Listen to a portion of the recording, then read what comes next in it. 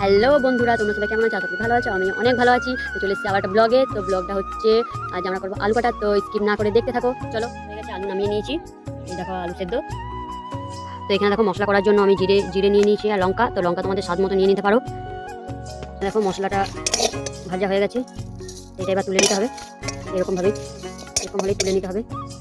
তো চলো তুলে নিই, তারপর এটা বেটে নিতে হবে, গুঁড়ো করে নিতে হবে। এটা স্বাদ মতো দিয়ে দিচ্ছি নুন, তারপর দিয়ে দিচ্ছি ভাজা মশলা স্বাদ মতো, ধনে পাতা নাই, তারপর এখানে টক জলটা স্বাদ মতো দিতে পারো।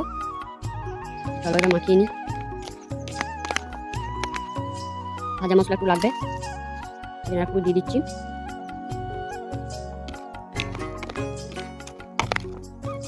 আলু মাখা শুরু। আলুগুলো মাখিয়ে নিই। আলু মাখা হয়ে গেছে, তারপর টেস্ট করে দেখা যাক কেমন হয়েছে। দারুণ দারুণ। তোকে আলু মাখা খেতে চাও, এরকম ভাবে বানিয়ে খাবে, দেখবে ভালো লাগবে। সবাই তো তোমরা তো সবাই দোকানে খেয়ে দেখেছো আলু কাটা, তো একবার ঘরে ট্রাই করে দেখবে কেমন লাগে।